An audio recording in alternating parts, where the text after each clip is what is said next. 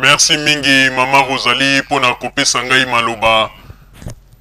Bandeko babolingo kaka ndenge tozali kolobela bino pe kaka ndenge bozali koporter toujours confiance na kopesa biso basango po ete tolobaka yango na oyo etali kolela na bino auprès ya ambassade ya Berlin na makambo nyonso bazali kosala bino. Bandeko babolingo boye baka yango ete biso Radio Zumel 1000 tozali ko travailler pona ba peuple nyonso.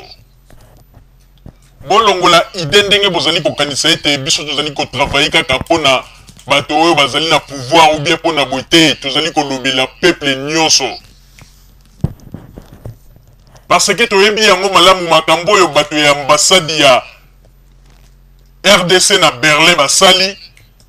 ezali babenga kayango abus de confiance.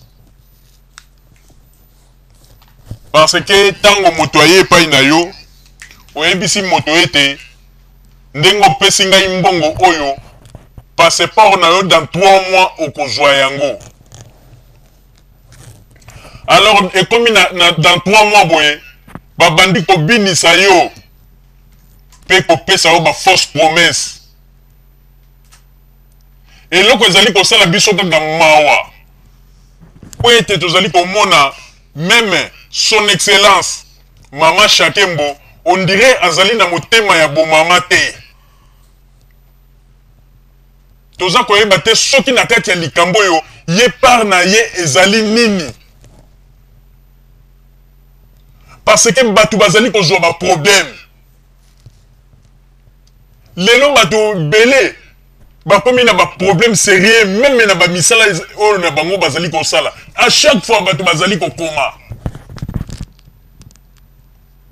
tango mosusu bango bato ambassade bakoloba mais bato ngo bazali ko kende ko koma na radio na pona nini soki bato na bazali ko komela biso po ete biso to loba parce que ba moni ete bo décevoir bango magloba ya solo ezali susu te kati na bino donc pourtant des gens ko régner na kati.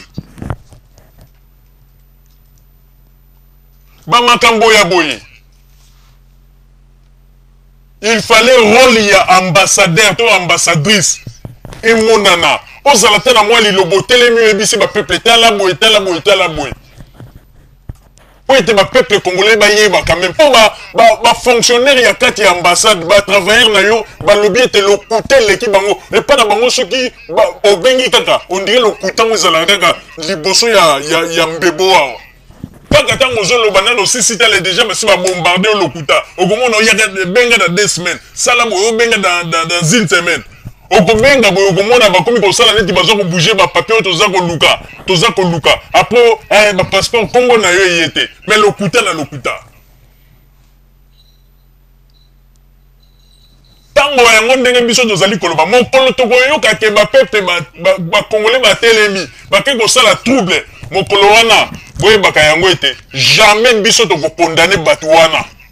pona tango toza quand même ko yoka ba doléance na bango ndenge nini bazali ko yebisa biso ezala bato mosusu bazali koloba ete tango yango yo bon mekananu pour régler ma situation na biso sinon te un jour boba ko loba ete biso toza ba voyou te mais ezape na biso bato mosusu te to lingi pouvoir ya mboka toza ko sepela ndenge mboka na biso zali ko tambola mais ambassade ya Congo akomi ko sala ete to bongola makanisi to koma pe lokola ba combattant botala ndenge bino moko bozali ko créer ba makambo ba problème ya boye ba ko komela son excellence Mama Shakembo ba ko komela ye.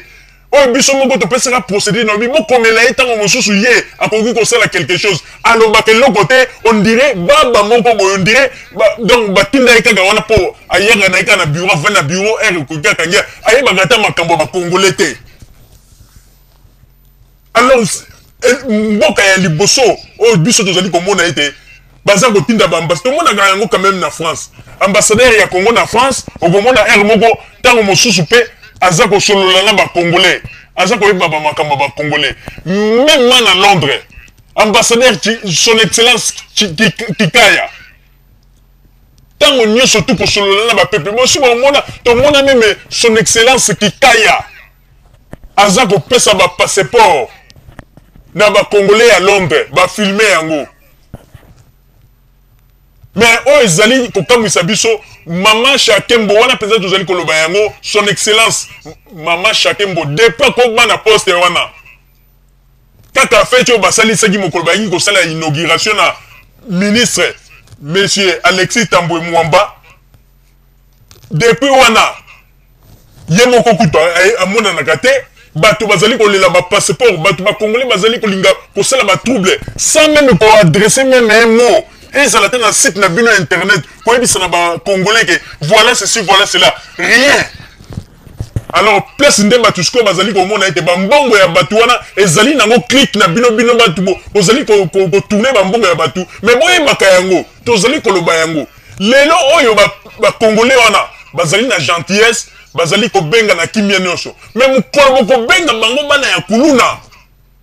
na banzi ete biso tokozala batu ya liboso o tokoloba ete non batu wana bazamba na ya kuluna te mais batu ya ambassade nde bazali batu ya kuluna po makambo basali bango to bandaki koloba depuis kala toza ko interpeller même na bakonzi ya Congo bon réagir po lelo ana poto toza ko mona bakomi même ko menacer ba ministre ko ya ana poto po sala moi ba vacances na ko menacer Maman Olive le bauti Kinshasa ye ko menacer likolo ya babiloko ya boye o lelo bato ambassade bazali ko sala yango ne fo boye baka ko benda bato na bino matoyi lobi Maman Olive ye aw tala ndenge ba jeune garçon bakeni no bakei po babeta ye bomoni ndenge to silika gi biso nyonso mais bino yango tozali ko tuna donc bato ya Congo ya ambassade ya Congo RDC na Berlin donc bazali na besoin que ba congolais nyo surtout na poto ba koma ba kuluna et je suis sûr peut-être ba konzi ya Congo ba si ba entrer en contact na bango ba zali ko kosa bango kaka ke bolanda batu wana te mais ata bino moko même monsieur le ministre Alexis Tambwe Mwamba yebisa biso est-ce que bato ba sali saka passeport na poto il faut essa la 8 mois il faut essa la une année pour mutazwa yango bato belé bisala na bango baby. Bino comment on a tant sur le zone mon Congo bolobi ta boya ta vacances na poto ya bopema ba komi ko sala bino n'importe quoi ko menacer bino banini ponini likolo ba makambo mikemike boye parce que na poto mbongo ba lokotaka yango te batu wana quand même ba mbongo na bango ya motoki ba ke ba salisi ba passeport mais mo servir bango ndenge nini ba passeport na Belgique 2 mois mutazui hein. Na France ndenge moko na France umelaki baliboso ambassadeur quand même a pensé qui argument sikoyo na France kuna ça va mais awande comme on dirait que le kola baza ko tourner na mbongo